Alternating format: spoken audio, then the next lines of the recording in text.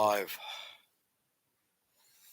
So, a lot of things that people don't know is China's going through prophecy right now. So, I'm going to go to some video.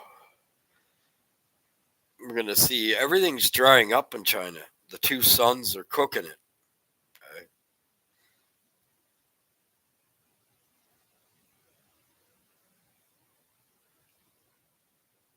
Where is it? I'm very sick, guys. Like, I can barely even move. I'm so sick.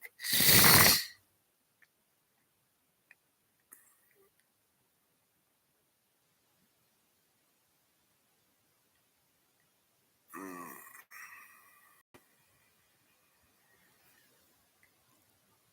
Is the evidence that China is currently experiencing a biblical prophecy about the end times. In the past 70 days, China has witnessed the most extreme heat event in world history, and yet no one is talking about it. Lakes and rivers have dried up, crops have been destroyed, factories have been shut down, and the heat wave continues to rage on. Here, for your information, is the bed of China's largest freshwater source, and here is the condition of the world's third largest river. Additionally, 66 other rivers have completely dried up. During the day, temperatures reach 113 degrees Fahrenheit, and at night, there is no relief, with temperatures hovering around 93 degrees. A meteorological historian stated that there is nothing comparable in the world's climatic history, and that China is the first country to experience such high temperatures. In the Bible, such events are predicted, and they are synonymous with the impending end of the world. Here is the evidence that China is currently experiencing a biblical prophecy about the end times. In the past 70 days. So, God is, of course, hitting the most non Christian place in the world. Guys, I am very deathly sick here. I'm glad I am because I have no I'm not doing any trouble here. I wouldn't anyways, but I asked God to do something and this is what I get. So China's facing wicked stuff that isn't going around. If anybody did hear that uh, Elon Musk said the world won't be here in 12 years. I give it barely any time. So, because the Lord gave me that dream and showed me that it's coming very quick. Because I asked him, show me. And he showed me I became king. Mark's been having dreams of Jesus. And yeah, anyways, so I'm going to get going on the book of the Law of the Jew today for just for a little while because I am brutally ill. Like, brutally. I couldn't even barely get out of bed on Christmas, which is good because I don't like Christmas, right? It's a pagan holiday. So, anyways, we're in the gifts of the princes.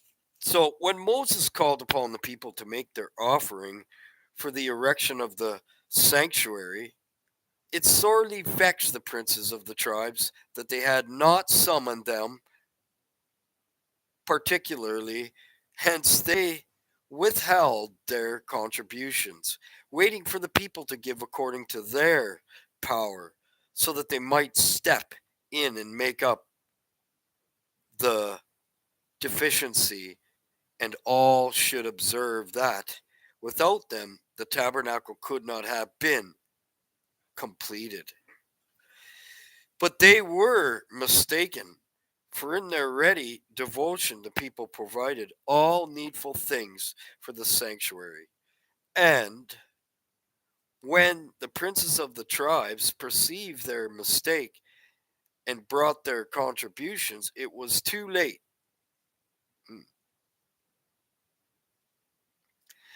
So, just like everything, too late.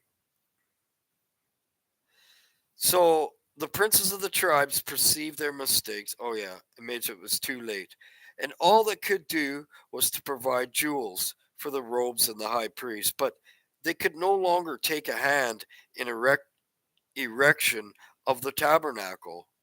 That's the same with today. They're going to come too late And they're not going to be able to. We have to be preparing for this with the Word of God. Like, how you doing, Mark? I am super sick, but I need to press forward here. I spent Christmas Day in bed and half the morning in bed and could barely get out of bed. So that's the same thing that they're doing today. We are building our tabernacle, our treasure in heaven. By the works that we do here, we're building our treasure in heaven, our spirit. Okay? So it'll be too late for them to build that if they haven't started a long time ago, 7 years ago. It takes a long time to burn out the evil in us. And if you try to start too late, you're going to have too much darkness in you. Okay? It's the same thing here. So on the day of the dedication, they tried to make partial amends for letting slip their opportunity by following the advice of the tribe of Issachar, renowned for wisdom and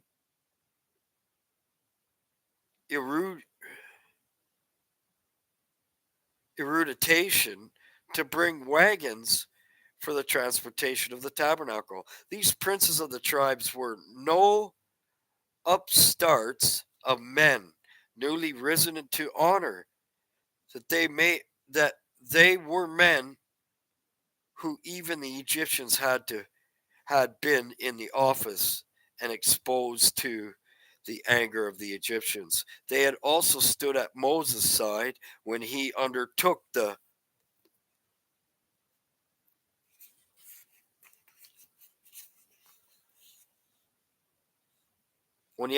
of the people. So they now brought an offering to Moses, 6 covered wagons fully equipped and even painted blue, the color of the sky, and the 12 oxen draw the wagon. The number of the wagons as well as the oxen had been set with purpose. The 6 wagons corresponded to the 6 days of creation. The 6 mothers, Sarah, Rebecca, Rachel, Leah, Bilhah, and Zelphiah, the 6 laws of the Torah prescribes exclusively for the king. To the 6 order of the Manasseh and to the 6 heavens, the number of oxen corresponded to the 12 constellations.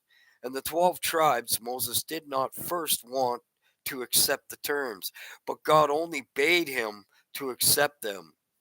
He also ordered him to address the princes kindly and thank them for their gifts. Moses now even thought the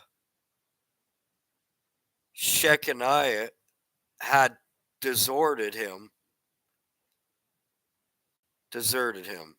and would rest upon the princes of the tribes, amusing they had received. I'm going to look if there's something better here. I want to go to something.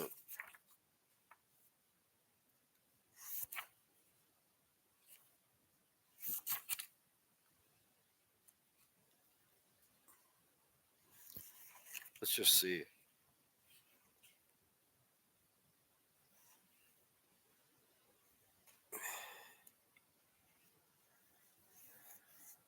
Joshua chapter 1. Let's go to Joshua.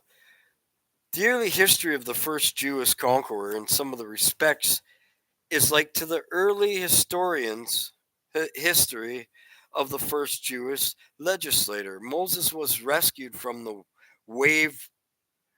watery grave and raised. So what Moses means, he came out of the water as he was taken. Remember?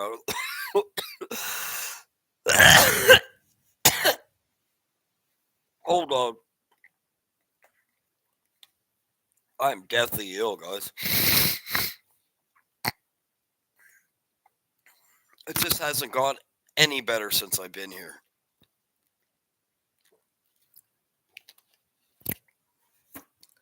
It's been very hard. Yesterday I couldn't even come on. I was so sick. So, at the court of Egypt, Joshua in infancy was swallowed by a whale. Do you think it was an actual whale or by the beast? The system, the world. And wonderful to relate, did not perish. So if you were to be swallowed by a whale, it has four stomachs with pure acid in it. Okay. At a distant point, the seacoast, the monster spewed him forth unharmed. He was found, that's the same thing as us. We live in the beast, which is the monster. We didn't get hurt through this whole entire thing, even sinning as a Christian. We've been spewed out of the mouth of that because we were made to become God's children. Okay? Same sort of thing. Passersby grew up ignorant of his descent. The government appointed him to office of Hagman.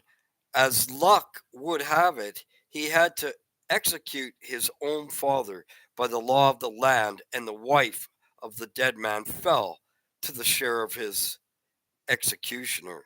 And Joshua was on the point of adding to barricade another crime equally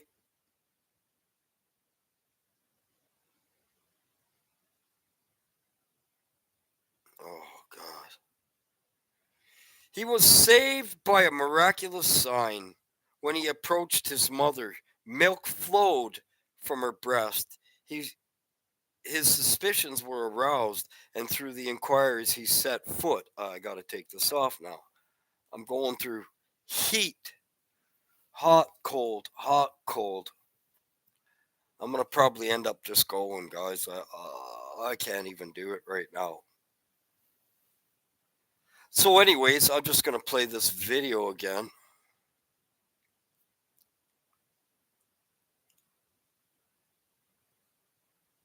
China has witnessed the most extreme heat event in world history, and yet no one is talking about it. Lakes and rivers have dried up, crops have been destroyed, factories have been shut down, and the heat wave continues to rage on. Here, for your information, is the bed of China's largest freshwater source, and here is the condition of the world's third largest river. Additionally, 66 other rivers have completely dried up. During the day, temperatures reach 113 degrees Fahrenheit, and at night, there is no relief, with temperatures hovering around 93 degrees. A meteorological historian stated that there is nothing comparable in the world's climatic history, and that China is the first country to experience such high temperatures. In the Bible, such events are predicted, and they are synonymous with the impending end of the world. Here is the evidence that China is currently experiencing a biblical prophecy about the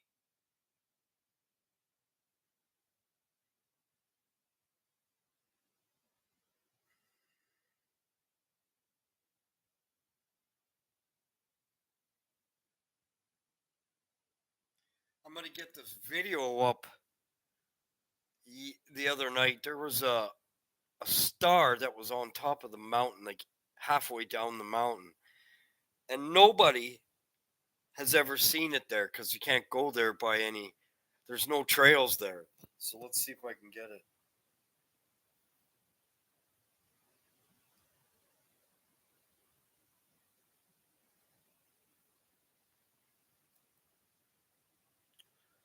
Like I said, I'm really sick, guys, so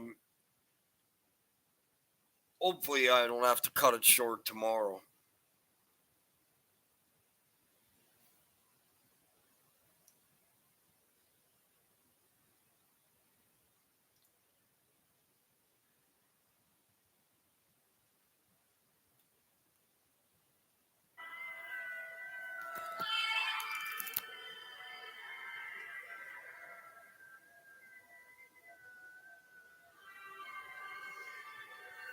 The New Jerusalem coming out of the sky.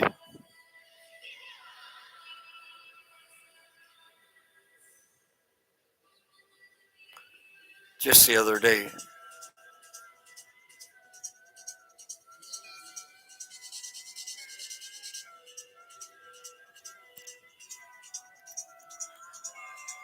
So God's hitting China because they're the most unchristian, and they rewrit their Bible, and they did stuff like that that really makes God mad. So